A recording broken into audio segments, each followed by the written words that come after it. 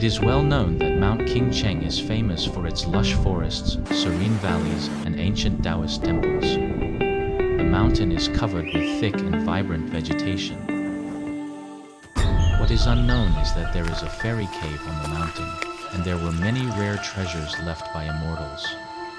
So I decided to find it out. The road became narrower and narrower. Even no signal on my phone navigation.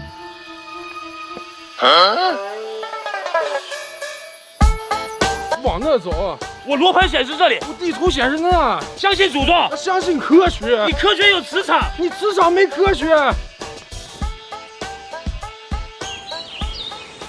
Fortunately, we met a man. 刚好顺路，跟我走吧。After many obstacles, he took us to a mystery courtyard. The Qingcheng Sect. Everyone here respects him. The master said that the treasures were in the mountain, 神仙在山的那边。 and we could take a rest here first. 哪里算错了呢？别转，上去，上去。 During the tea break, we saw some martial arts disciples here, so we asked the master to teach us the Qingcheng Kung Fu.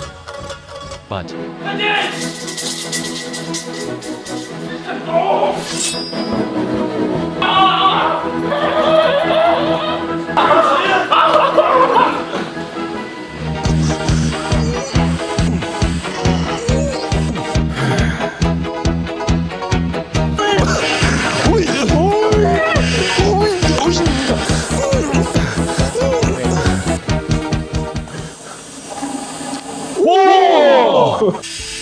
finally, Master told us that there was no treasure in the fairy cave. The greatest treasures are the aura between mountains and rivers, the scenery along the way, and the people around us. The best way to find treasures is to slow down and feel them.